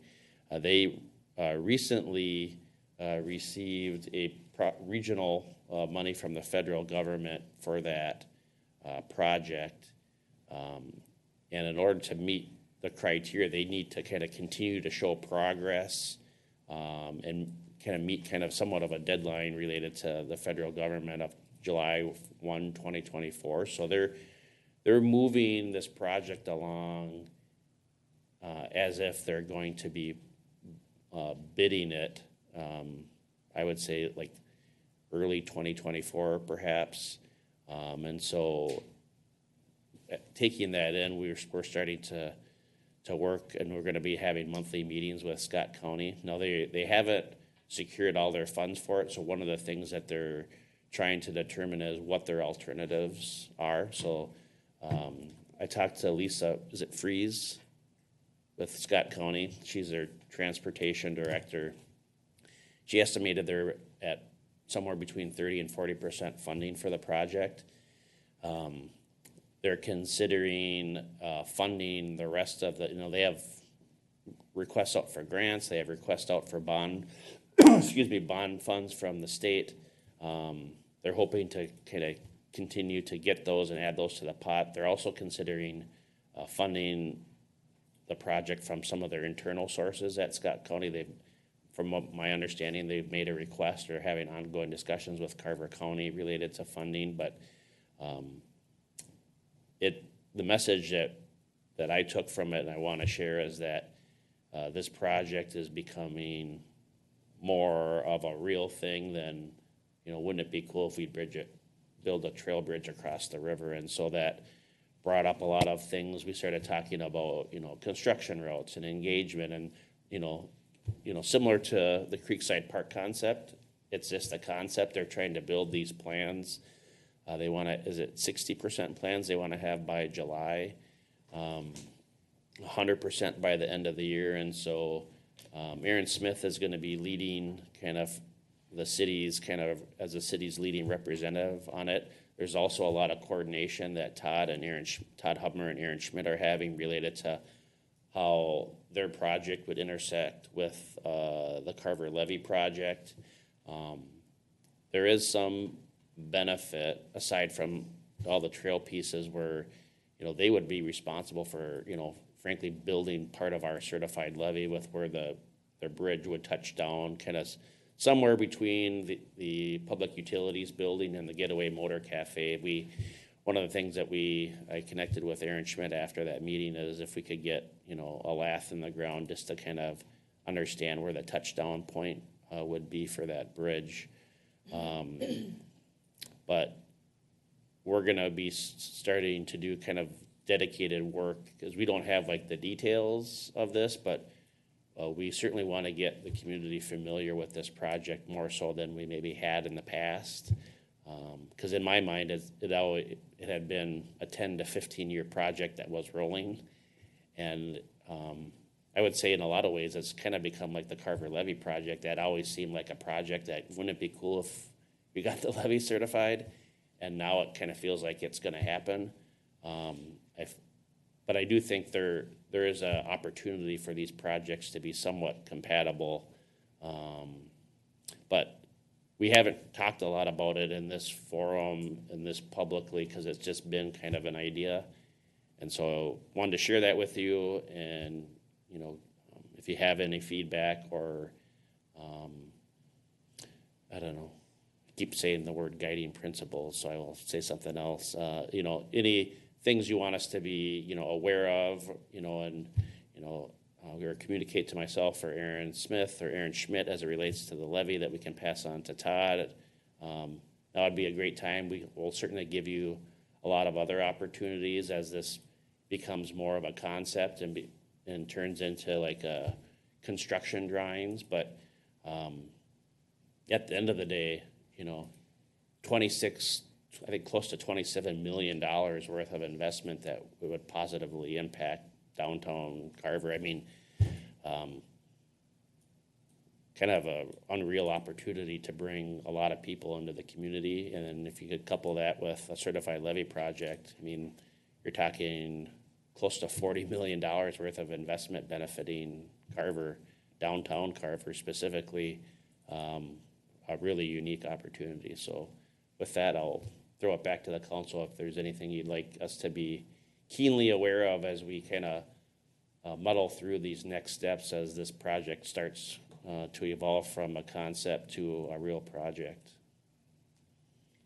I've said it before, and you said it, but my only concern is just that the levee project and this project matches and meshes up so that we don't have to tear out footings for a bridge, so that we can make sure that it's in a compatible FEMA-approved levee footing or anything like that. that. So I know that we're on it, but saying it on the record. Yeah, Aaron, I think you've got a really good line of sight on that. Can you just kind of share some of the things that you're working on behind the scenes? Yeah, yep, that sounds good.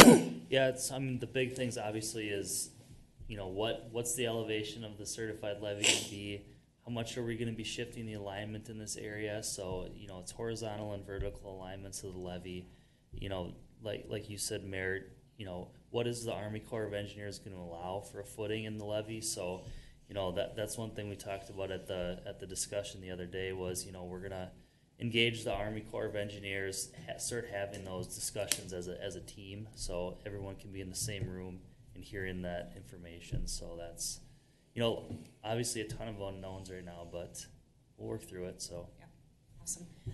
Other than that, I'm really excited about it. In my mind's eye, all I see is hungry and thirsty people with money in their pockets wanting to spend it. So I think it's great for our community. The only comment I have is that we have the historic piece of the bridge that we worked kind of hard to keep from the bridge before it was torn down.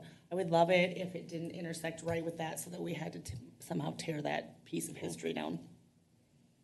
yeah, so the current alignment, like Brent alluded to, is it's going to be angled a little bit more towards downtown. So it's likely not going to be on the same alignment as the old railroad grade was. It's going to actually come in closer to downtown, which is, I think, a benefit to the city as well. So it's easier to get to the downtown businesses and homes. Okay, Scott County's website's got a really cool flyover and video where you can see nothing's for sure yet, but kind of where they have it planned, and even that side of the river that I wasn't as familiar with what they've got over there. So it's really cool to see. Thanks.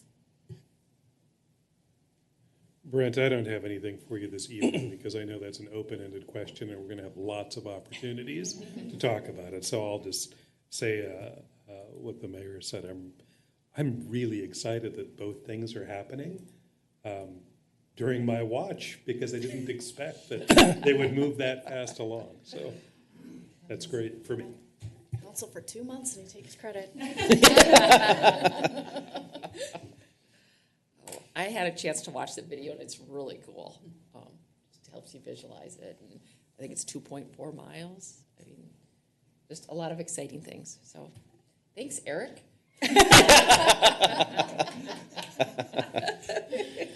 And everyone else. That was funny. Well done. This preview, I know you've seen this in some council calendar stuff, but it's approaching just kind of as a reminder or preview.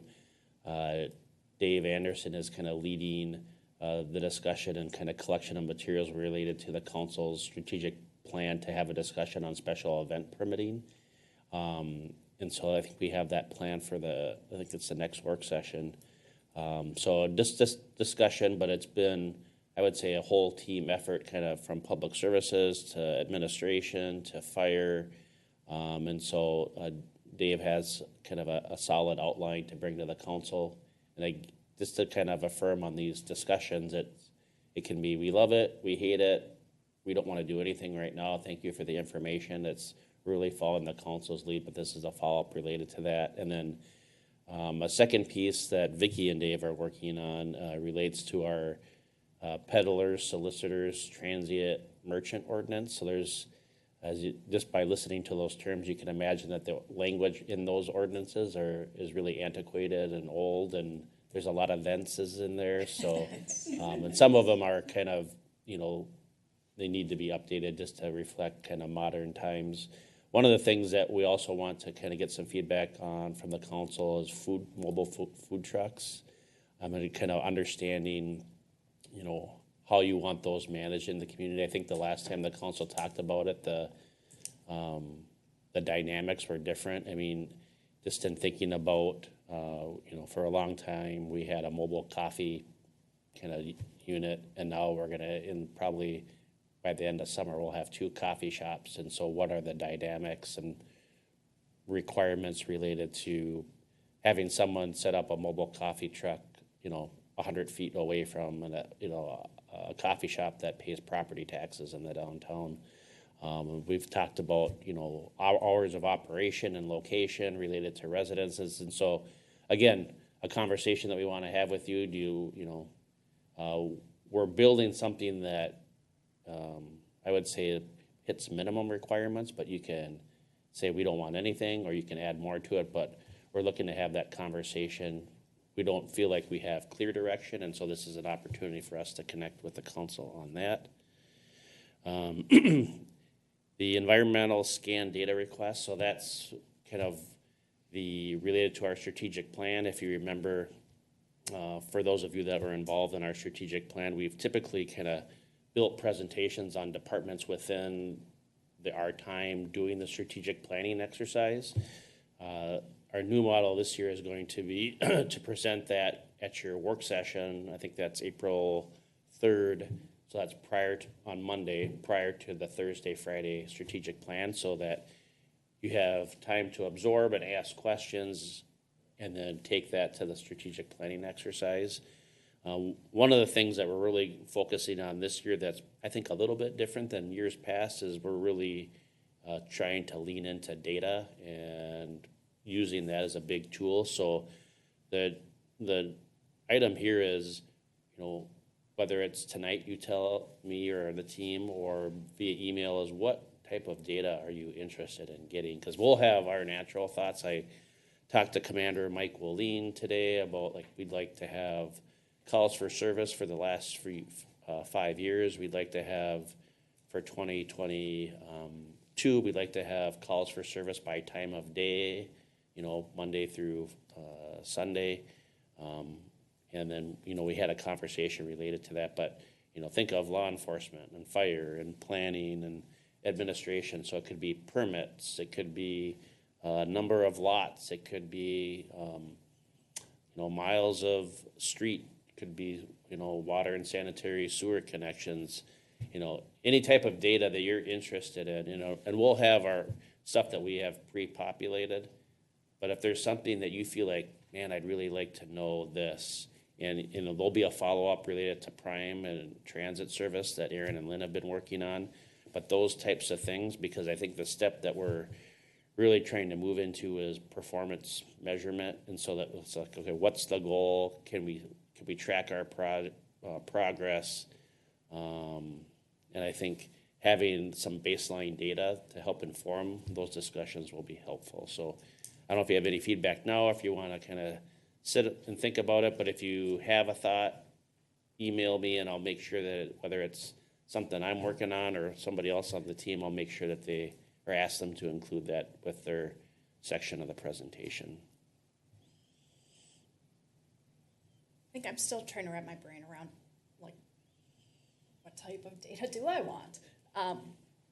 But I think, in some examples, we often rely on our peer cities, right? So I don't know how to make this not a wild goose chase, but it might be good to have some comparison data as well. If we're looking at police calls or calls for service from the sheriff's department and, just throwing something out there, if we thought we were going down the role of having the Carver Police Department or whatever, at what threshold did Chaska decide to do its own police department? Again, for the record, just throwing that out there because that was the first thing I could think of, not something we're looking into doing, but I don't, kind of the comparison angle is what I'm interested in, but I think it also requires a little bit of a look into some thinking and a look into my crystal ball as to what we're going to be talking about during strategic planning. Good. All right, thank you. And then the last thing, good use of TLDR. Yeah, I'm leaning into that because I just figured out what that I was texted that a couple of weeks ago, and leaning into my middle-aged status, I actually had to look up TLDR. What is Yeah. Too long, didn't read. Who knew? Oh, I did not know that was an option. Someone sent me and said, can I get the TLDR on that? And I was like, huh? So I Googled it on the internet machine and on the interweb? You got it off the interweb? Yeah. So, and I thought about when we send out our, I think everyone has hopefully enjoyed like the council rundowns that tells you what happened. But, you know, in some cases we send out, you know, 250 page long packets, and it's like, are we going to expect a resident who's interested in the city or city topics to say like, okay, I'll sit down and read this packet. So we kind of threw out this kind of concept and tried it at just kind of listing out in maybe a different way our agenda, rather than having like all the, you know, this is the community comment section, this is just the topics. And I'm happy to share, I don't know if anyone follows our Facebook site, but we had probably, I don't know, 8 to 10 comments related to this post. And if we can generate conversations based on posts with residents in the community, these happen to be about Creekside Park. And a really kind of, I don't know, I think interesting story, you know, interesting can be defined in different ways, but like, it was interesting to me that this resident, you know, posts on Carver Life, which is a private Facebook group, but kind of assumed that city staff tracks that and assumed that was maybe this cocoon of what the city, how the city makes decisions. And I don't think they realized that the city had 75 comments related to Carver, related to Creekside Park, and that you know, there's, as we know, there's over 6,000 residents. And so I just think having these conversations is good for the relationship that we have with, you know, property owners, residents, business owners in the community. If we can create these touch points, because we create these documents that are TDLR, you know, we'll be better off, and we'll be creating these spaces for conversations, because I've read the packet and you've all read the packet and the team's read the packet, and we're almost creating a disadvantage for someone to come in fresh off the street and say like, I want to talk about Creekside Park, or inadvertently we can overwhelm them with information and trying to create maybe a better balance between people with maybe opposing points of view. So a long-winded description of TLDR. I still haven't nailed it because I have to think about it when I say it. But I noticed this, and I also noticed the engagement, and I thought it was really well. I think there was also someone who manages the city's Facebook page responding on nights and weekends and crazy times to the residents. So that is not necessary, but some people live very boring lives. That means me. That's not what I said. I'm TLDR. Did you skip number 6 on your list? The Heritage Commission? Oh, I did skip number 6. That's appropriate because it's older, so it should be done last. No? I'm getting weird. Yep. But excited that Michael Coop with the State Historic Preservation Office has offered to participate or hold a training for our HPC. So I've been trying to seek out some people. We have some newer members on the HPC, and as Councilmember Mock knows, sometimes there tends to be questions on like a topic like window replacement. Can we do Fibrex? Can we do wood? Can we do vinyl? And Michael Coop is kind of, you know, he's a really great resource, and for him to say like he'd come out and do that, so I'm trying to set up an outline. We haven't had a lot of applications throughout the winter, and so heading into April would be a good time. We'll spend an hour with the HPC. So once I get them confirmed, I'd probably send that out to the rest of the council and staff, because I think it'll be kind of a unique opportunity to kind of dig into preservation and all the things that are included with it. Are you saying that would be a joint opportunity with HPC? Yeah, I mean, I think it would be a regular HPC meeting, but it's an open meeting, so if the council, I would specifically invite, you know, the council, the planning commission, and if we had a quorum, then we would just post it, but we would hold it as a meeting, but I think we would, you know, do some non-traditional engagement, even with people that own properties in the historic district, to ask questions, because I think, you know, it might just be the best part of that will be Q&A of this, you know, having someone who has that type of background be able to respond to questions. If he's going to have a presentation like that, is it better that we hold that in the community room downstairs so that we can utilize the big screen? If we're going to open it up to... Sure. It's always open to residents, but if we're going to make it special, like, hey, residents, show up if you want Yeah, good idea. For this, so we have a little more room. Did you say a date or TBD? It's TBD, not to be confused with TDLR. Thank you. Does anybody keep track of how many times? I'm a little punch drunk right now. Punch happy, I don't think. Punch you're- happy. I'm not drunk. Thank you and good night. Okay, Lori, beat that. Go. Thanks for the city manager's updates. I don't have any updates today. Okay. Christy, I'm still having. I don't have any either. Slap happy is what I wanted to say. No updates for me. Wow, I am not quite ready. Okay, just a few things for me. Kudos, Chad, to you and your team. I think a couple of you guys got to go on with ride-alongs, but we had well over a foot of snow right after we met, well, while we were meeting the last time, and you guys did a really great job of making it all disappear in short order.